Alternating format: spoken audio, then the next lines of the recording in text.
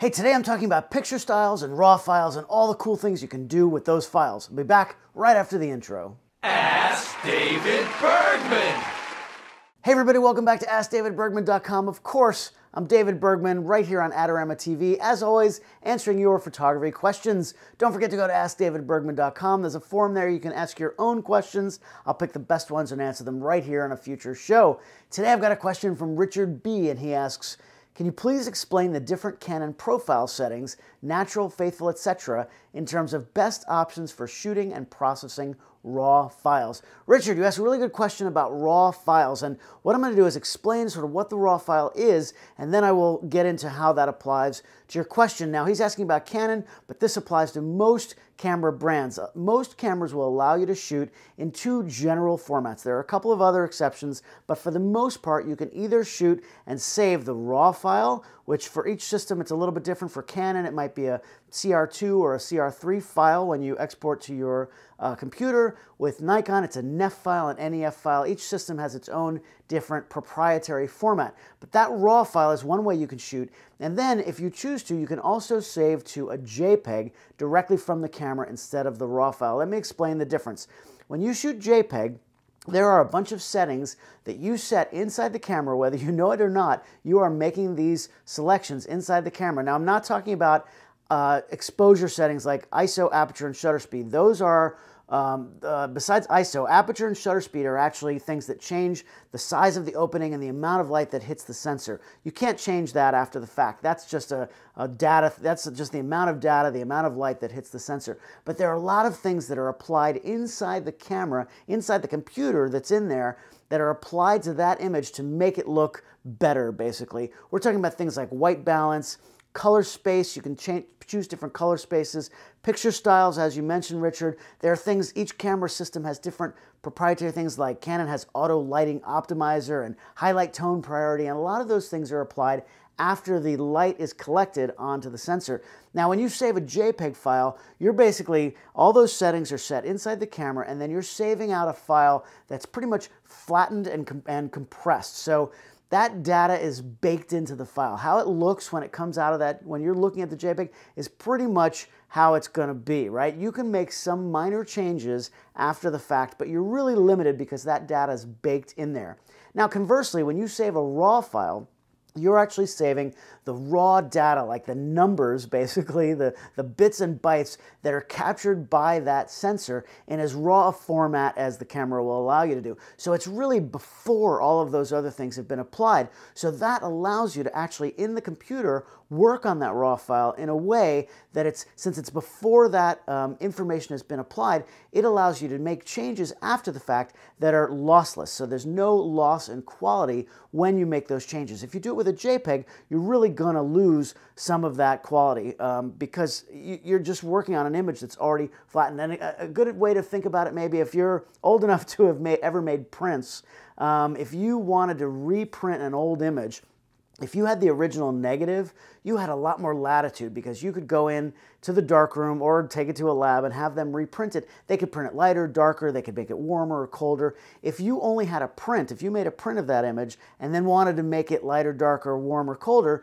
you would have to shoot a copy of that print and then try to make changes from that, and you're really going to be limited. So that's kind of how I think of a JPEG. The JPEG is your print, the RAW file is your original negative. So I'm going to give you an example here and show you what I'm talking about. Let's go into Digital Photo Pro. Now, this is Canon's proprietary software to open RAW files. Let me explain. These RAW files are proprietary, so each camera company has its own sort of a recipe of how these images are made, and they don't release that information. When you open an image in a third-party software like Lightroom or Capture One, those companies actually have to, when a new camera comes out, they have to get the camera and then shoot images in the lab or however they do it, and then reverse engineer the file as best they can to try to get the best quality out of it. Now, they do a really good job for the most part, but the camera manufacturer software is going to do the best out-of-the-box RAW conversions because the camera manufacturers know exactly what that file is made of. That RAW file, like I said, it's proprietary,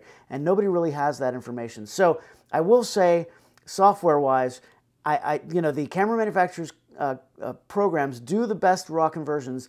However, those other third-party software companies, they're really good, and for the most part, most people are going to use programs like Lightroom and Capture One. I will go into Digital Photo Pro Canon software when I have an image that's giving me trouble. It's got a tough light, maybe weird lighting cast or something that I can't get rid of. I'll come into Digital Photo Pro and work on it there and really have no problem. So let's take a look at Digital Photo Pro, and I'll give you an example of what I'm talking about.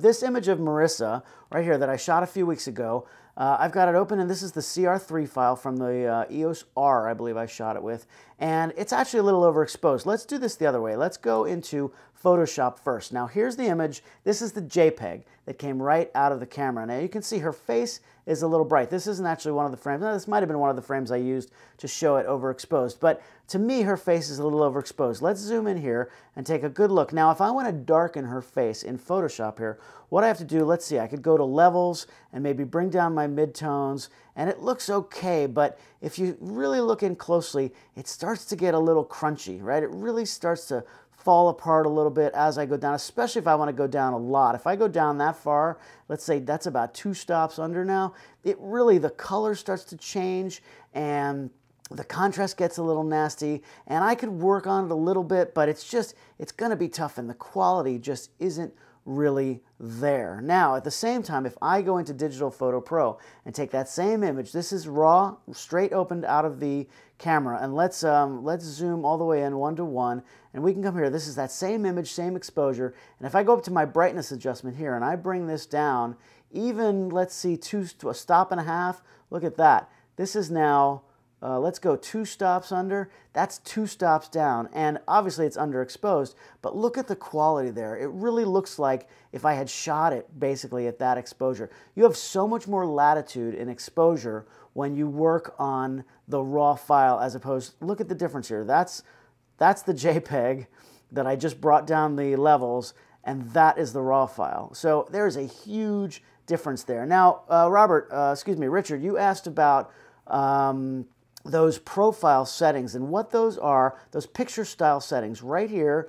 When you open in Digital Photo Pro, it saves whatever the default is, whatever you shot it at, it will come up as the default. So you can make those changes here, this portrait, landscape, fine detail, but these are all things that you can apply after the fact, and all they are different presets of various settings that you can look at inside the camera. If you open up it in the camera menu, you'll see you have things like sharpness, contrast, saturation, and color tone, and that's all that the picture style is. It's different presets of that. And if you're shooting directly to JPEG, then you want to set that carefully because that will change the color of your image, the contrast of your image, and all of those kinds of things.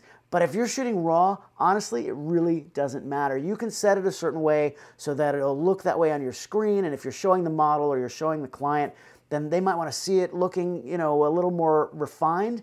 But when you open it in your RAW conversion, whether it's Lightroom, Capture One, Photoshop, whatever you're using to do that RAW conversion from the RAW file, you can then make those changes after the fact without any loss in quality. So that's why you work on a RAW file. It really gives you so much more latitude to work on your images. Now, you know, you could argue that if I shoot it perfectly in camera, then I never have to deal with RAW files, but I think it's just a waste because it's like getting a really expensive car and putting a crappy engine in it or never driving it fast, right? If you're gonna shoot these really great quality cameras, you might as well save that RAW file. If you only need JPEGs maybe for the time being, fine, shoot RAW plus JPEG together. You can export those JPEGs and then use those for whatever you need, but just having that RAW file, if you have that image that's a once-in-a-lifetime picture, you're gonna want the highest quality possible negative to work from. So highly suggest doing that. Hey, thanks for asking that question. I really appreciate it. Hope that helps. Don't forget, go to AskDavidBergman.com. I'm here every week on Adorama TV.